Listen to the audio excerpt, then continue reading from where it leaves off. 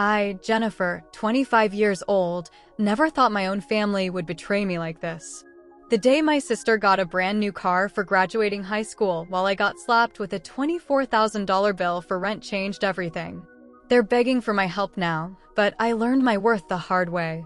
Before I dive into this story, I'd love to know where you're watching from. Drop your location in the comments, hit that like button, and subscribe if you want to hear more stories about standing up for yourself. Trust me, what happened next in this family drama will shock you. It was a perfect June afternoon. My parents had transformed our suburban backyard into a graduation wonderland for my sister Amber. Blue and white balloons, our high school colors, bobbed in the gentle breeze. A professionally printed banner with "Congratulations, Graduate" hung across the patio. A catering team served gourmet appetizers to at least 50 guests, and a 3-tier cake decorated with edible graduation caps and diplomas waited on a dedicated table. I stood by the drinks table, sipping lemonade and watching my parents beam with pride as they paraded Amber around to all their friends and neighbors.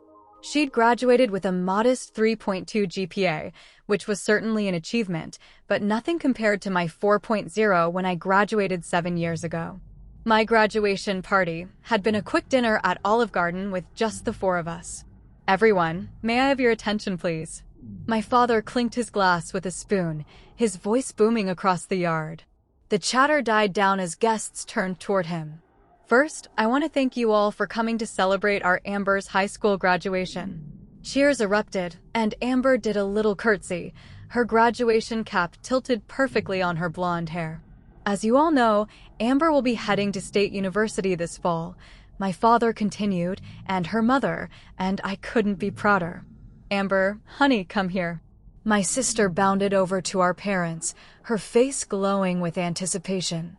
My mother stood beside my father, clutching an envelope with a huge red bow on it. "Honey, for all your hard work, we wanted to give you something special to start this new chapter of your life," my mother said, handing Amber the envelope. Amber tore it open, her eyes widening as she pulled out a car key attached to a keychain with the BMW logo. She screamed, jumping up and down as my father pointed to the driveway. A brand new white BMW 3 Series with a massive red bow on the hood sat gleaming in the sun. It had to be worth at least $30,000. "Oh my God. I can't believe it!" Amber shrieked, running toward the car. The guests followed, oohing and awing as Amber climbed inside, running her hands over the leather steering wheel. I forced a smile and clapped along with everyone else. I was happy for my sister, really. It wasn't her fault our parents played favorites. But I couldn't help the knot forming in my stomach as I watched her rev the engine while my parents looked on proudly. Later that evening, after most guests had left, I was helping clean up when my father approached me with a serious expression. He held an envelope similar to Amber's, but without the bow. "Jennifer, your mother, and I need to talk to you," he said, gesturing toward the kitchen where my mother waited, arms crossed over her chest. I followed him, wiping my hands on a napkin. My mother's lips were pressed into a thin line as she watched me sit down at the kitchen island. "What's up?" I asked, a sense of dread building in my chest. My father slid the envelope across the counter. "This is for you." I opened it, expecting maybe a token gift card or something to acknowledge my help with the party. Instead, I pulled out what looked like an itemized bill. At the top, in bold letters, "Room and board, outstanding balance." My eyes traveled down the paper, taking in the monthly charges for rent, $500, utilities, $150, food, $300, and miscellaneous expenses, $100, dating back 3 years, when I'd moved back home after losing my marketing job during company-wide layoffs. The total at the bottom, $24,000. I looked up at my parents, sure this was some kind of sick joke. "What is this?" "We've been keeping track of your expenses since you moved back home," my mother said coolly. "It's time you settled your debt." "Debt?" I repeated, my voice barely a whisper. "You never mentioned any rent when I moved back in." "I've been buying groceries, cooking, cleaning." "That doesn't cover the cost of housing an adult," my father interrupted. "You're 25, Jennifer. It's time you took financial responsibility." I stared at them in disbelief, my gaze shifting between them and the $24,000 bill in my trembling hands. Just hours ago, they had gifted my 18-year-old sister a $30,000 car for graduating high school. And now they were billing me for living in my childhood home during a financial crisis. That night, as I lay in bed staring at the ceiling, I made a decision that would change everything. They had no idea what was coming. The bill wasn't really a surprise when I thought about it. The favoritism had always been there, woven into the fabric of our family like an ugly pattern you eventually stop noticing. Looking back, I could trace it to our earliest childhood memories. When I was 7 and Amber was just born, I remember my grandmother visiting with gifts for both of us. I received a coloring book and crayons. Amber got a savings bond for college. The baby needs to start saving early, my grandmother had said, while my parents nodded approvingly. No one mentioned that I might need college savings too. As we grew up, the pattern continued. My straightas were met with casual nods and comments like, "That's what we expect from you, Jennifer." Meanwhile, Amber's C+ would earn her ice cream trips and praise for really trying her best.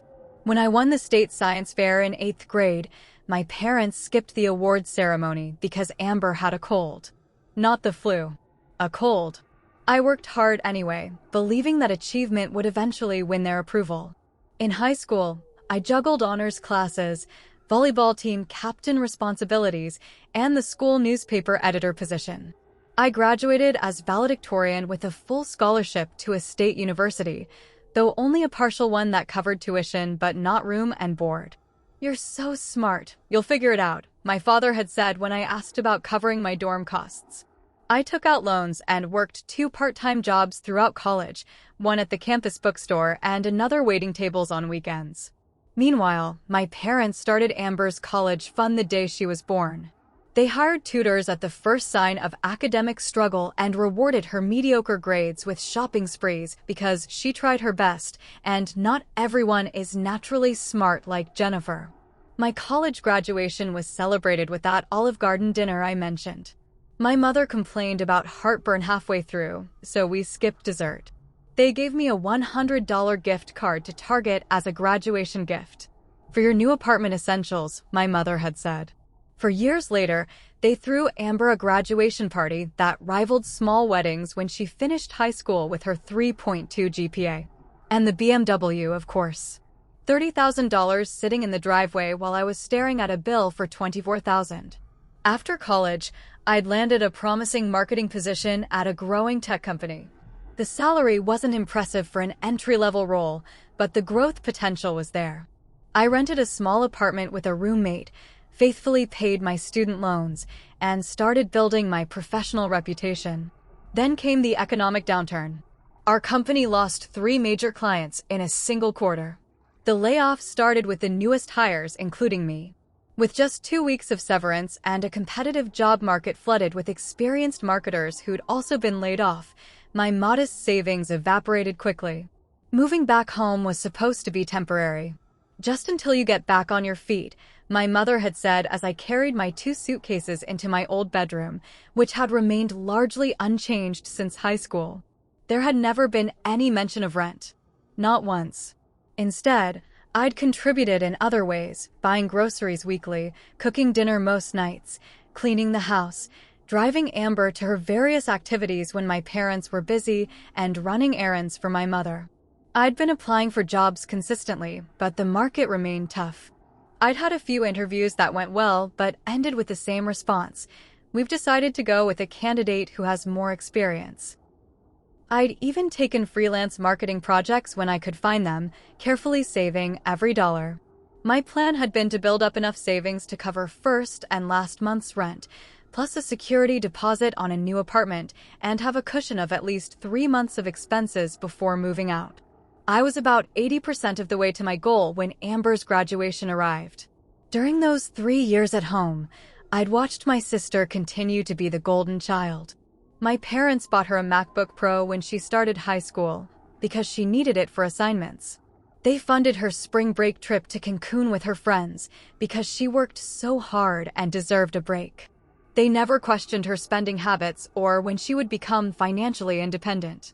Meanwhile, They monitored my job search with increasing impatience. "Have you applied anywhere today?" became my mother's standard greeting. My father would scrutinize my freelance earnings, suggesting I wasn't trying hard enough to find full-time employment. If I bought myself anything beyond necessities, even just a $5 coffee, I would return home to subtle comments about frivolous spending. Amber, now graduated and BMW equipped, had developed an entitled attitude that matched our parents' treatment of her. She would leave her dishes in the sink, expecting me to clean them. She would borrow my clothes without asking and return them stained or stretched out. When I confronted her, she would roll her eyes and say, "It's not like you have anywhere important to go anyway." The night of her graduation party, after receiving my shocking bill, I lay in bed scrolling back through years of family photos on my phone. In almost every one, Amber was centered, usually with our parents' arms around her, while I stood slightly apart or took the photo. The visual evidence of my peripheral role in the family hit me harder than the bill itself.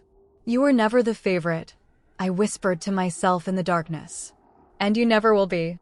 That realization, as painful as it was, became the first brick in the foundation of my new life. The morning after Amber's graduation party, I woke up early, the $24,000 bill still sitting on my nightstand where I'd left it. I'd barely slept, my mind racing through calculations and options. I could drain my savings account to make a dent in it, but that would destroy all my progress toward independence. I could set up a payment plan, but that would mean staying in this toxic environment even longer. Or I could leave. I found my parents in the kitchen. My father was reading news on his tablet while my mother prepared breakfast. Amber was still asleep, no doubt exhausted from her celebration. The new BMW key sat prominently on the counter, catching the morning light. "Good morning," I said, clutching the bill in my hand. My voice was steadier than I expected. My father glanced up briefly. "Morning." My mother didn't turn from the stove. "There's coffee in the pot." I took a deep breath and placed the bill on the table. "I want to talk about this." My father set his tablet down with a sigh, as if I was inconveniencing him. "What's there to talk about?" "Those are your expenses." "You never mentioned rent when I moved back home," I said. "Not once in 3 years." "I've been contributing, buying groceries, cooking, cleaning." "That doesn't cover your expenses," my mother interrupted, finally turning to face me. "You're an adult, Jennifer. Amber is just starting out." The double standard hit me like a slap. Amber is 18. She's also an adult. "She's different," my father said dismissively. "She needs more support." And I didn't. My voice rose slightly. "I lost my job during mass layoffs. I've been applying everywhere, taking freelance work, saving carefully." "We've carried you long enough," my father cut in. 3 years, Jennifer. Most parents would have kicked you out after one." My mother nodded in agreement. "We're not running a charity here." Just then, Amber shuffled into the kitchen, her hair a mess, still in her pajamas. She yawned dramatically, grabbing her BMW key and admiring it before pouring herself coffee. "What's going on?" she asked, looking between us. "Jennifer is upset about her bill," my father explained. Amber glanced at the paper on the table, then at me, a smirk forming on her face. "Maybe you should learn to stand on your own feet," she said. "You can't live with Mom and Dad forever." The condescension in her voice from my younger sister, who had never paid for anything in her life, was the final straw. "I've been standing on my own feet since I was 18, I replied, my voice quiet but firm. "I worked through college. I paid my own rent until I lost my job in a recession. I've been contributing to this household while searching for work. Meanwhile, you just got a $30,000 car for managing to graduate high school with AB average. Don't talk to your sister that way," my mother snapped. "She worked hard for her grades." "And I didn't?" I asked incredulously. "That came naturally to you," my father said, as if my academic success somehow counted less because it hadn't been a struggle. I looked at each of their faces, my father's irritation, my mother's dismissal, Amber's smugness, and suddenly saw with perfect clarity what I had been denying for years. I would never be valued equally in this family. Never. "I'll be out by the end of the week," I said quietly. My mother scoffed. "And go where?" "You can barely afford rent here." "I'll figure it out," I replied. I always have. I turned and walked out of the kitchen, my heart pounding, but my mind strangely calm.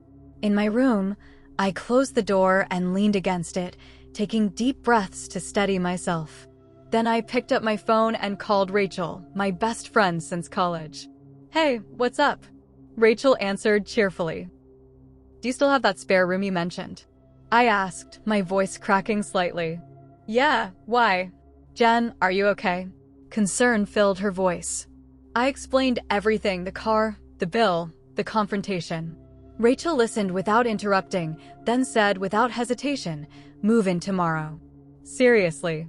"I've been wanting a roommate anyway." Tears of relief filled my eyes. "I can pay rent. I have savings. We'll figure it out," Rachel assured me. "Just get out of that house." After we hung up, I sat on my bed, looking around at the room I'd grown up in. The debate trophies gathering dust on the bookshelf. The faded honor roll certificates pinned to a corkboard.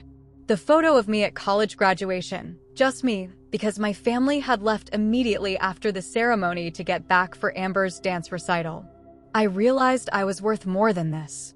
Worth more than being the family afterthought, the responsible one who was punished for her independence, while my sister was rewarded for her dependence. Worth more than a $24,000 bill while my sister got a $30,000 gift.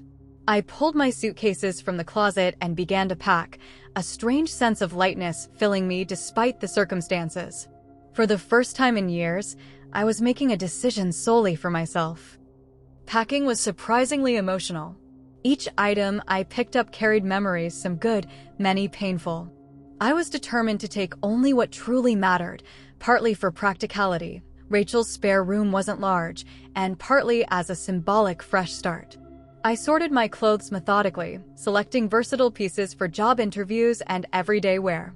Books that had shaped my thinking made the cut, while high school yearbooks stayed behind.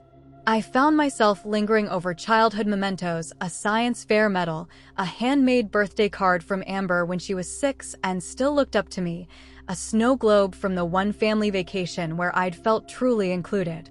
In the back of my closet, I discovered a shoebox I'd forgotten about. Inside were cards from my maternal grandmother, who had passed away when I was 15. She had been the only one who seemed to see me clearly. "You shine so bright, Jennifer," she'd written in my last birthday card from her. "Never let anyone dim your light." I carefully packed the box, her words feeling like a message sent across time. While searching for my birth certificate in my parents' home office, I stumbled upon a larger discovery. In a filing cabinet under Jennifer, I found a stack of mail addressed to me, mail I'd never seen. Job rejection letters, yes, but also 3 interview requests that I'd never known about, dating back months. One was from a marketing firm I'd been particularly excited about. The email address they had for me was incorrect by 1 letter, an error that seemed suspicious now. Even more disturbing was an email printout from another company stating, "Following our conversation about your daughter's application, we've decided to pursue other candidates."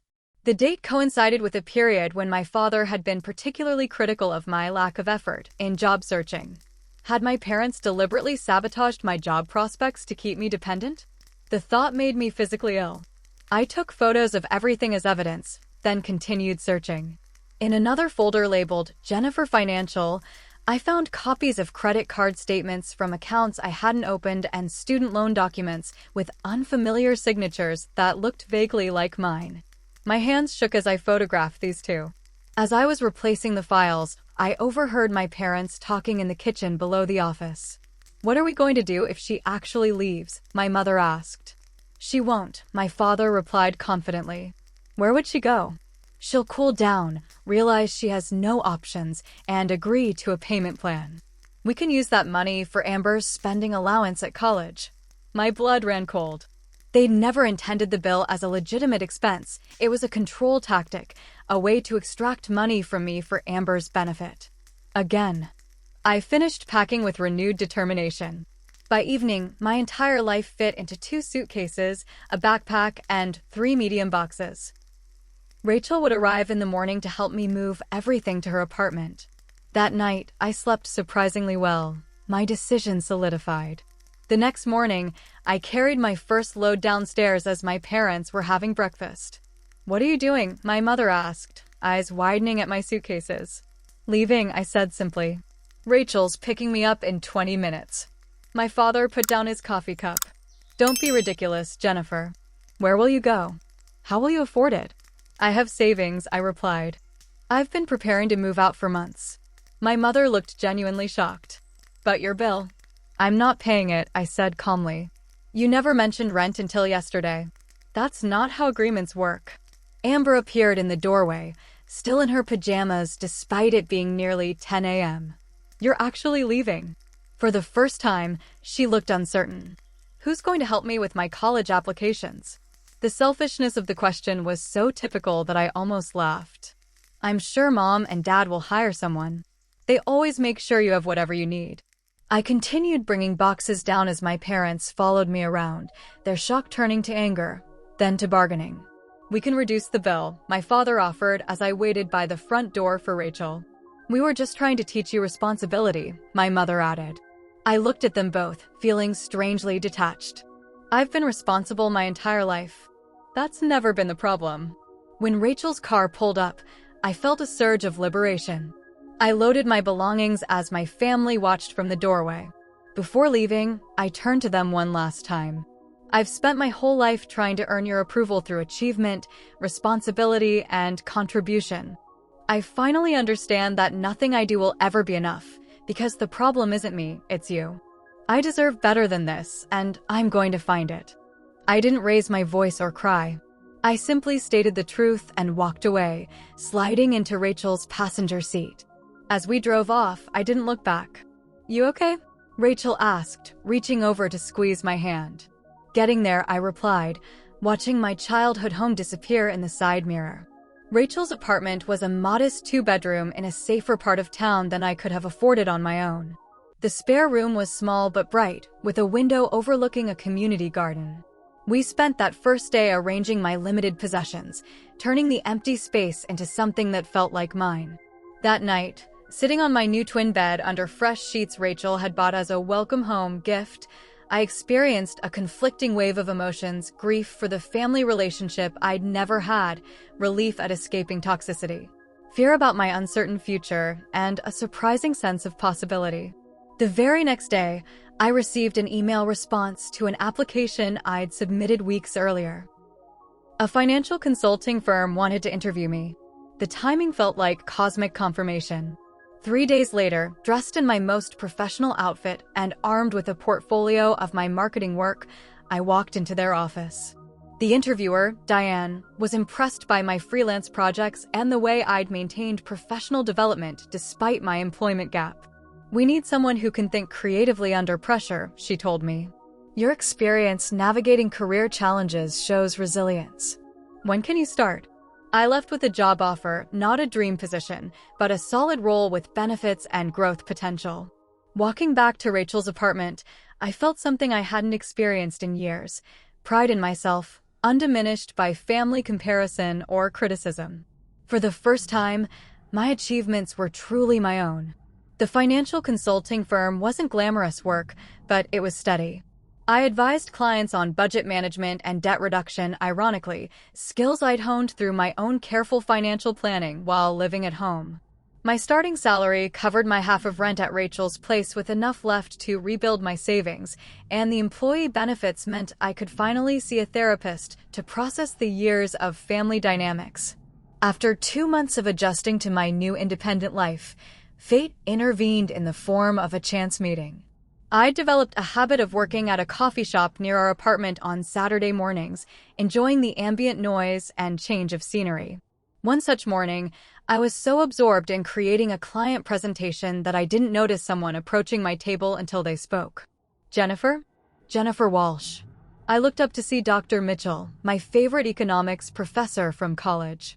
He'd been the one who recognized my aptitude for data analysis and encouraged me to combine it with my marketing degree.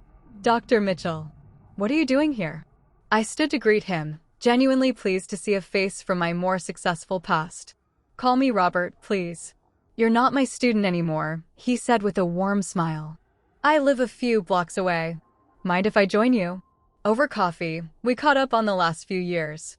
I gave him the sanitized version of my employment gap and current situation, but he seemed to read between the lines. Actually, he said, setting down his cup, this is fortuitous timing. I've been meaning to reach out to alumni with your skill set. He explained that he'd taken a sabbatical from teaching to help launch a tech startup focused on financial literacy tools for young adults. We've got great programmers, but need someone who understands both marketing and financial principles to head operations. Someone who can translate complex concepts into accessible strategies. My pulse quickened. That sounds fascinating. It's challenging work, he admitted, but the potential impact is significant. Would you be interested in discussing it further? The salary is competitive. $85,000 to start, plus equity. I nearly choked on my coffee. That was more than double what I was currently making. I'd definitely be interested, I managed to say professionally, while my mind raced with possibilities. With that salary, I could afford my own place. I could pay off my remaining student loans within a year. I could build a real emergency fund. Great. Let me introduce you to the team next week. When I told Rachel about the encounter that evening, she squealed with excitement. This is the universe rewarding you for standing up for yourself, she declared. You have to take it if they offer. But doubt crept in as the interview approached. My confidence had been systematically undermined for years. What if I wasn't good enough? What if I failed and proved my parents right? You're catastrophizing, my therapist pointed out during our session. Look at the evidence. A respected professor specifically thought of you for this role. Your qualifications match their needs. You've succeeded in challenging circumstances before. Rachel was more direct. Don't let those people live rent-free in your head when you wouldn't let them charge you real rent. The interview with the startup team, 5 passionate professionals in a converted warehouse space, went better than I could have hoped. They were impressed by my dual background in marketing and finance, and my ideas for making their app more user-friendly resonated with their vision. 2 days later, Dr. Mitchell called with the offer. Operations manager, $90,000. They'd raised the salary after our discussion, with equity options and a clear path to operations director if performance targets were met. I accepted on the spot. My first day at Finlit Technologies, the startup's name, was both exhilarating and terrifying. I had my own small office with a standing desk, dual monitors, and a view of the city skyline. The team welcomed me with genuine enthusiasm, and by lunchtime, I was already deep in discussions about streamlining their project management processes.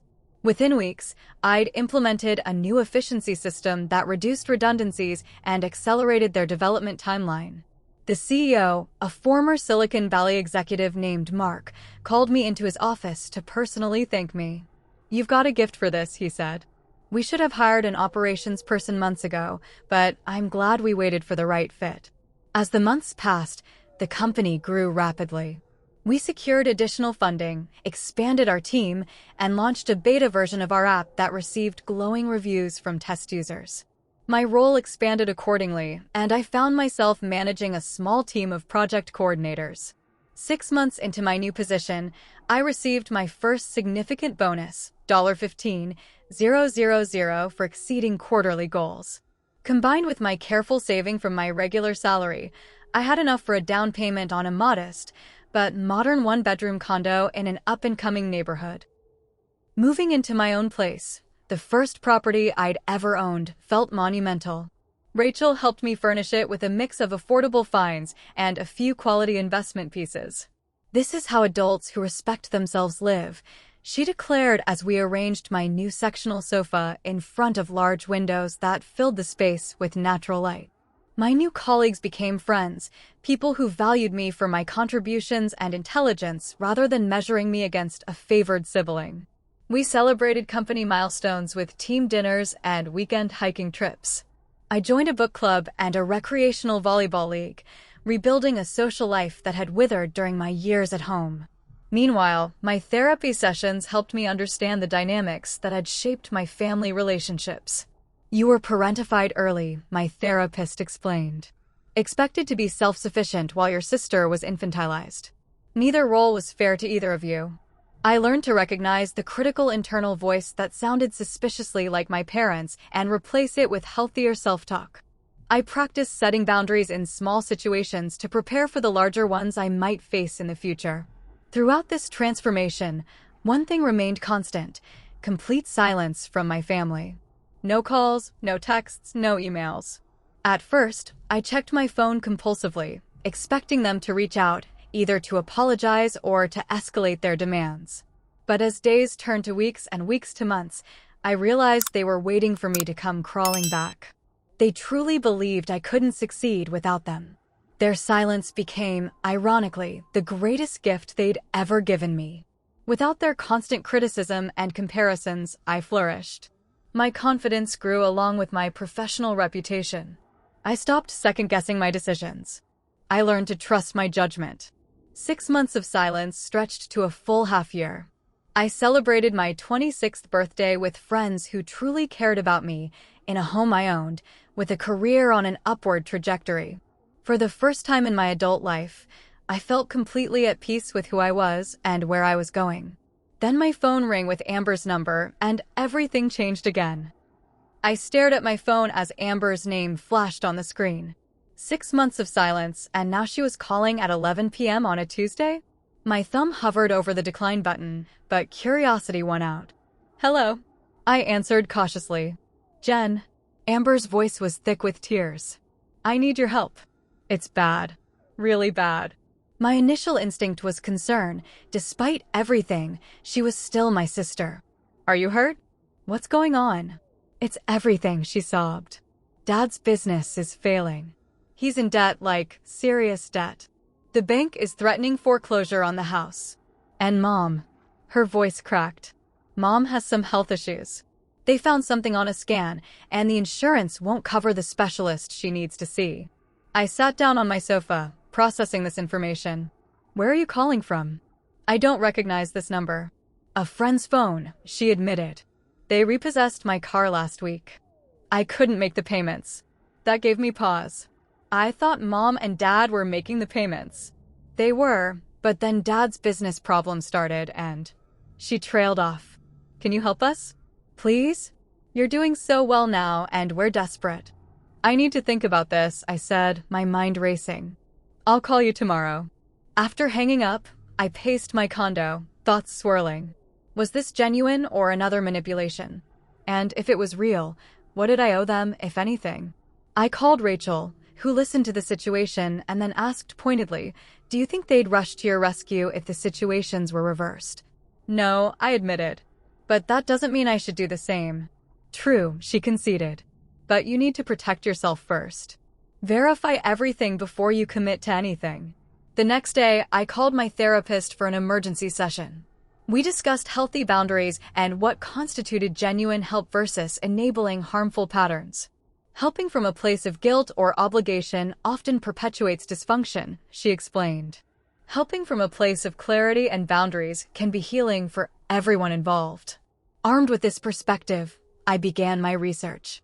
I contacted a former colleague of my father's who confirmed the business was indeed failing, but not for the reasons Amber had implied.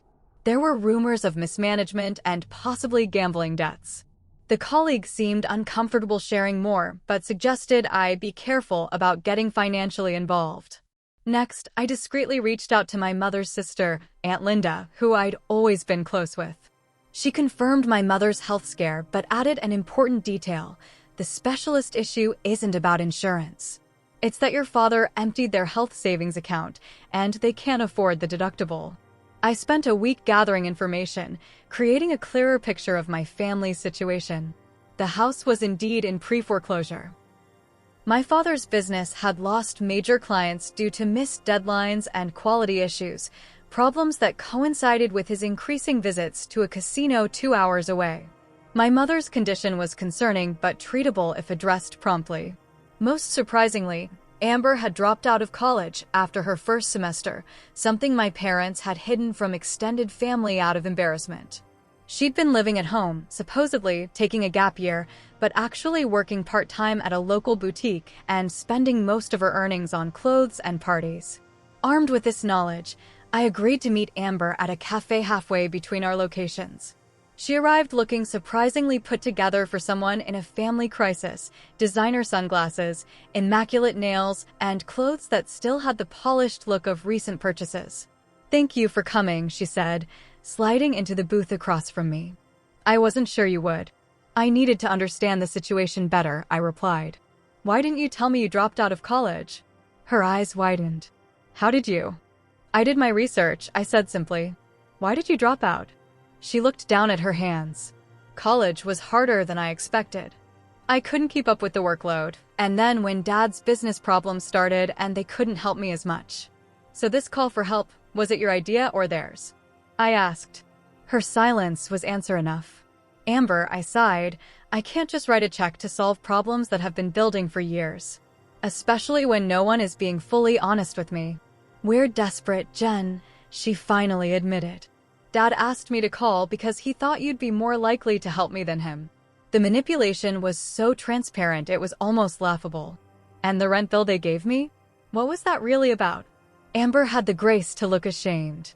"They needed money for my college expenses. The bill was supposed to guilt you into paying something, anything. They never expected you to actually leave." I took a deep breath, processing the calculated nature of their actions.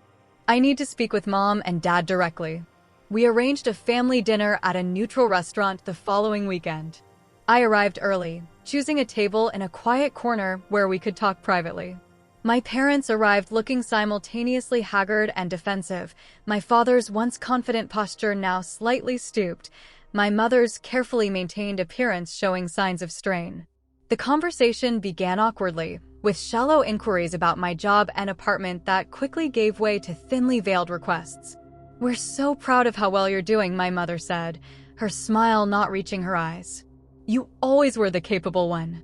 "We could use some of that capability now," my father added, attempting his former authoritative tone. "A temporary loan to get the business back on track. I can offer interest, of course." I listened as they outlined their financial needs: $50,000 to save the business, $15,000 for medical expenses, $10,000 to catch up on the mortgage. They spoke as if my agreement was a foregone conclusion, the only question being the terms. "Before I consider this," I said when they finally paused, "I need to understand something. Amber tells me the rent bill was created to drive me out so you could use my rent money for her college expenses. Is that true?" My father shifted uncomfortably. "We needed to motivate you to contribute. You were living rent-free while we were struggling to provide for Amber's future. You never mentioned rent until the day you gave me that bill," I pointed out. "And you were clearly not struggling when you bought her a BMW." "That was before the business problems," my mother said quickly. "Was it?" I challenged. "Because I've learned the business has been having issues for over a year." The conversation grew increasingly tense as I pressed for honest answers, and they offered justifications and deflections. Amber sat silently, occasionally checking her phone under the table. Finally, my father's frustration boiled over. "What does any of this matter? The point is we need help now, and you're in a position to provide it. That's what family does." "Is it?" I asked quietly. "Is that what you did when I lost my job and needed a place to stay? Or did you secretly track expenses to use against me later?" As the evening progressed, more truths emerged. A former business partner of my father had reached out to me after hearing I was back in contact with the family. He revealed that my father had been accused of embezzling company funds, another reason for the business's decline. My high school English teacher, now a friend on social media, sent a message sharing that my parents had been openly disparaging me to community members, claiming I was ungrateful and abandoned the family during difficult times. Most disturbing was an anonymous email containing evidence that my parents had applied for loans using my identity during the time I lived with them, explaining the credit card statements I'd found in their files. I confronted them with this information at our next meeting, this time with my financial lawyer present. The evidence was irrefutable, and their denials quickly transformed into blame. "We were desperate," my father insisted. "We would have paid those loans before they affected your credit. You should be grateful we didn't charge you rent from the beginning," my mother added, her voice bitter. "We gave you a free place to stay for months before we started keeping track." My lawyer outlined the seriousness of identity theft and credit fraud, explaining that I had grounds for legal action. The color drained from my parents' faces. I don't want to pursue legal remedies, I said carefully, but I need guarantees this will never happen again.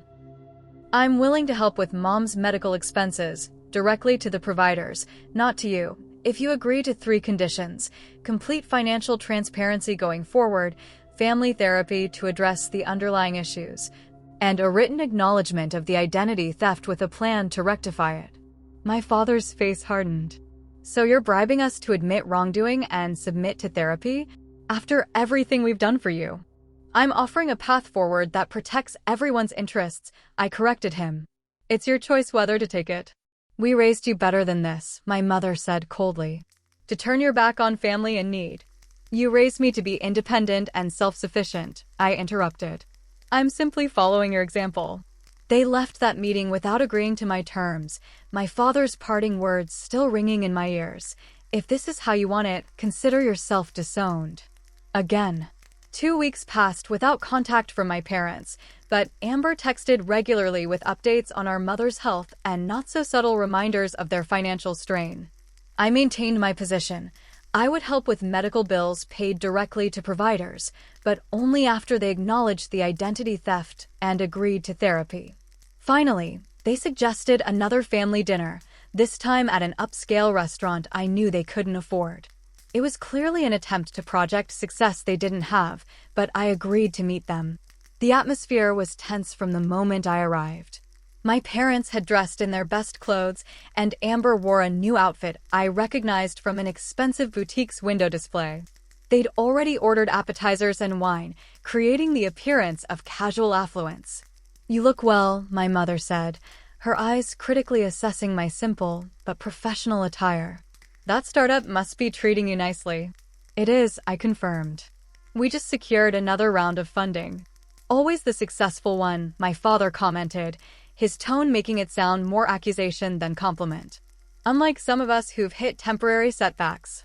The passive-aggressive comments continued throughout the meal, interspersed with reminiscences about family moments that had never happened the way they described. Remember that wonderful trip to the lake when you were 12? My mother asked nostalgically, conveniently omitting that I'd spent most of that vacation watching Amber while they socialized with friends. As dessert arrived, my father finally got to the point. I've been thinking about your business acumen, he said, swirling his wine. Perhaps we could work together. A loan, let's call it an investment, of $100,000 would save my business and give you a stake in a company with decades of history. The figure was double what he'd initially requested, and there was no mention of my mother's medical needs, which had supposedly been the urgent concern. What about Mom's treatment? I asked. We've managed to arrange that, he said vaguely. This is about preserving the family legacy now. Later that evening, after I'd firmly declined the investment opportunity and returned to my condo, Amber called. Why couldn't you just help him? She demanded. He's been practicing that pitch for days. Because it wasn't honest, I replied. And the amount suddenly doubled with no explanation. There was a pause. He thought since your company got more funding, you could afford more, she admitted. Then, in a moment of rare candor, she added, they put me up to calling you that first night. Dad said to emphasize Mom's health problems and my car being repossessed. He said you'd feel guilty and want to help. And did they tell you to hide that you dropped out of college? Or that Dad's business problems are partly due to gambling? Another pause. How did you know about the gambling? I did my research, Amber. Something you might consider doing before getting involved in their schemes. The next day, I received a disturbing call from my father's business partner, Marcus Taylor. He'd heard through mutual connections that my father was claiming I would be investing in the business. I felt I should warn you, Marcus said gravely. There are issues beyond what you probably know. The gambling is bad, yes, but there are also pending investigations into some financial irregularities. Embezzlement? I asked, recalling our earlier conversation. Among other things, he confirmed. I'd advise against putting any money into that business. It could make you liable for issues you had nothing to do with. The warnings continued to accumulate. My former high school teacher, Mrs. Patterson, reached out again after running into my mother at the grocery store.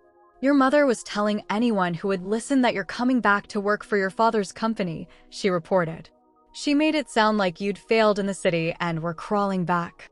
Most alarming was an anonymous email I received containing evidence of loan applications submitted in my name just the previous week after our discussions about the identity theft. Attached were copies of applications for a $50,000 personal loan and a $25,000 home equity line of credit, both using my information and forged signatures.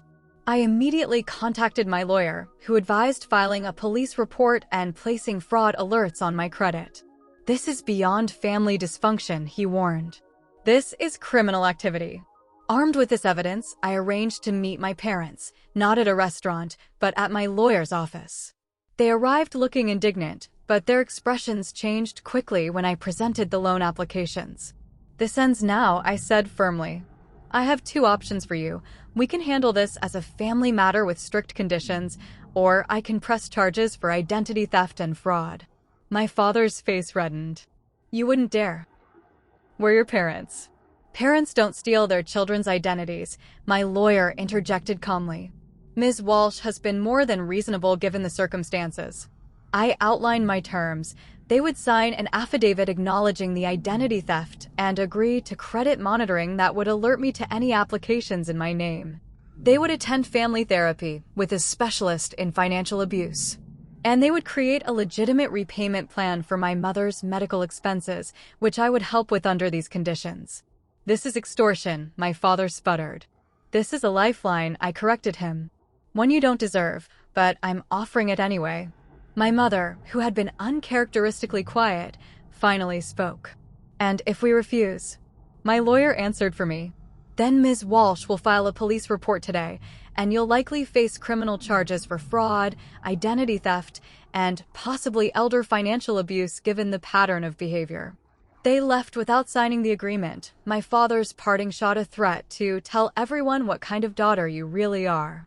That evening, I received a text from Amber. "They're saying they're going to disown you for real this time. Cut you out of the will and everything." I laughed to spite myself. "What will?"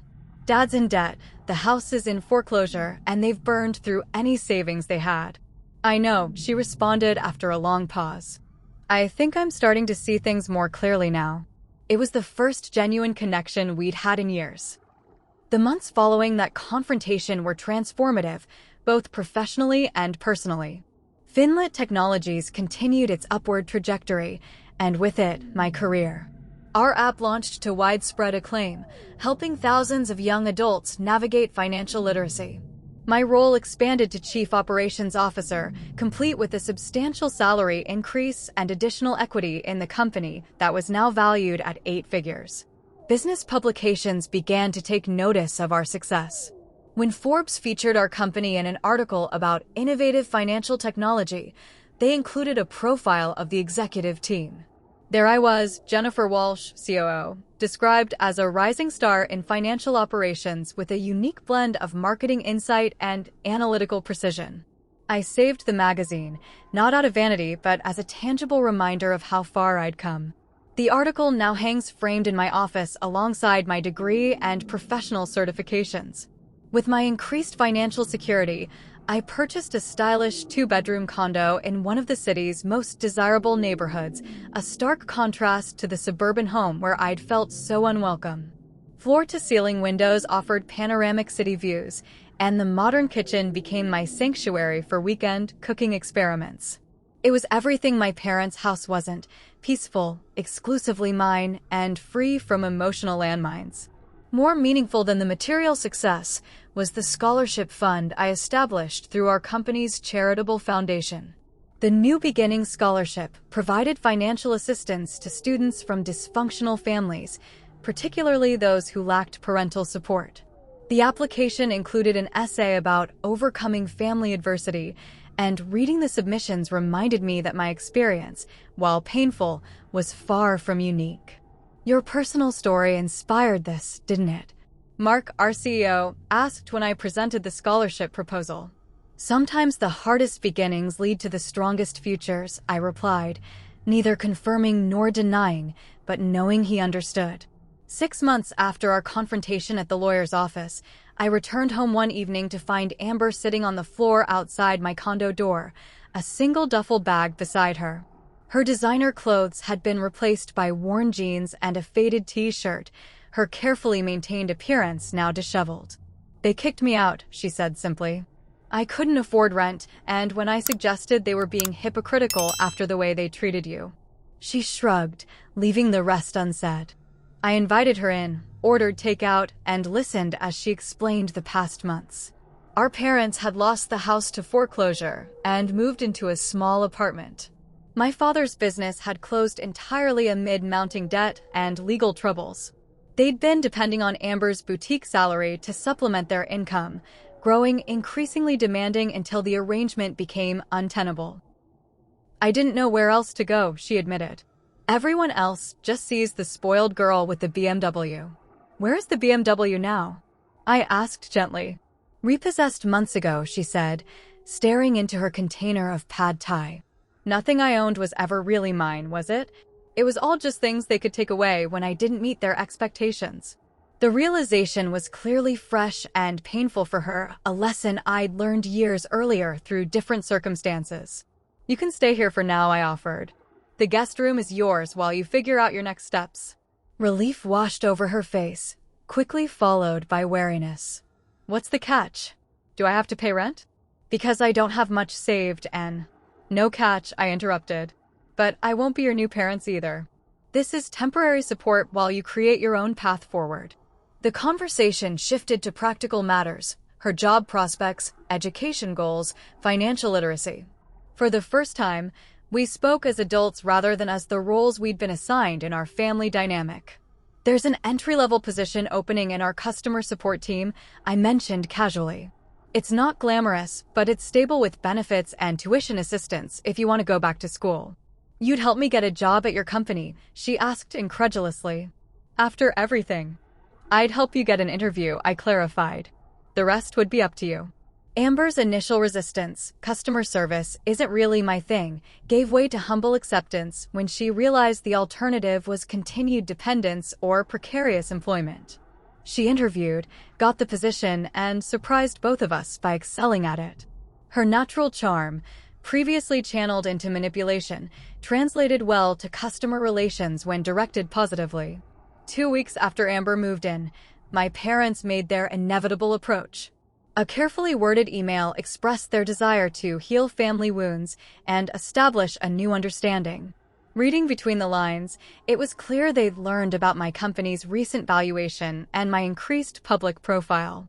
I agreed to meet them at a coffee shop, neutral territory with time limitations. They arrived with practiced expressions of contrition that didn't quite reach their eyes. "We've been doing a lot of thinking," my father began, his tone measured. "Perhaps we were too harsh. Families should support each other through difficulties." My mother nodded earnestly. "We miss you, Jennifer.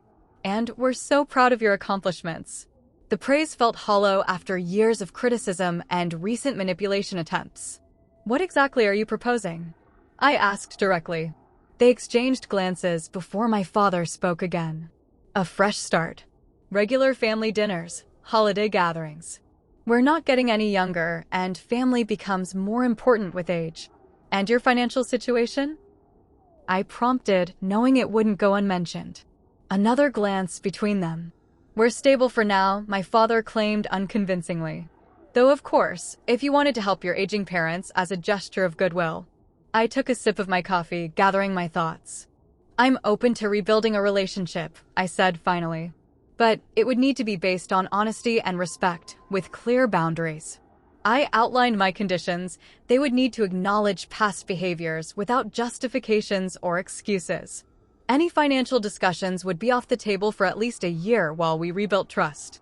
And family therapy would be mandatory if they wanted more than occasional superficial contact. "Therapy?" my father scoffed. "We don't need strangers telling us how to be a family." "That's your choice," I replied calmly. "These are my terms for meaningful reconciliation."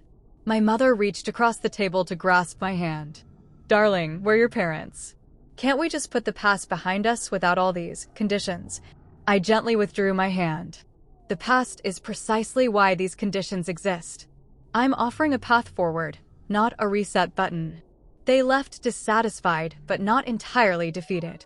Over the subsequent weeks, they made occasional attempts to circumvent my boundaries, calling with emergencies that turned out to be minor inconveniences, sending guilt-inducing emails about family obligations, even showing up at my office once under the pretense of surprising me for lunch.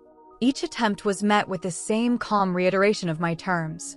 Eventually, faced with the realization that I wouldn't budge, they reluctantly agreed to family therapy. The first session was tense and unproductive, with my parents presenting a sanitized version of our history to the therapist. But as the sessions continued, layers of dysfunction began to peel away. We learned that my father had grown up with his own emotionally abusive father, who had valued him only for achievements. My mother had been raised by parents who had faced financial insecurity and had instilled in her a desperate need for stability at any cost. We projected our own wounds onto our children, the therapist summarized in our fifth session. Jennifer became the repository for achievement expectations, while Amber became the focus of protection and indulgence. Neither role served either child well. These insights didn't excuse their behavior, but helped explain the complex dynamics that had shaped our family.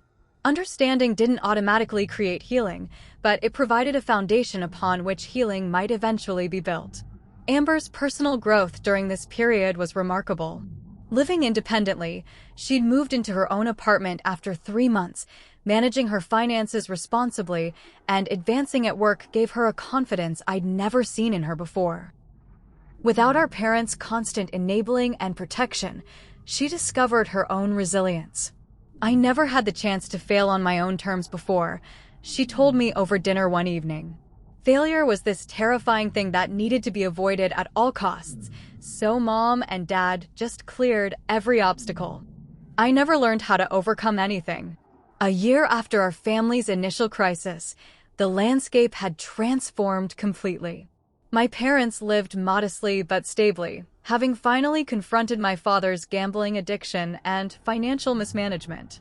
Our relationship remained a work in progress, civil but guarded, with carefully maintained boundaries. Amber and I had developed something new and unexpected, a genuine adult friendship based on mutual respect rather than forced family roles. As for me, I'd found something more valuable than revenge or validation. I discovered that the most powerful response to being undervalued wasn't proving my worth to others, it was recognizing it myself and building a life that reflected that worth.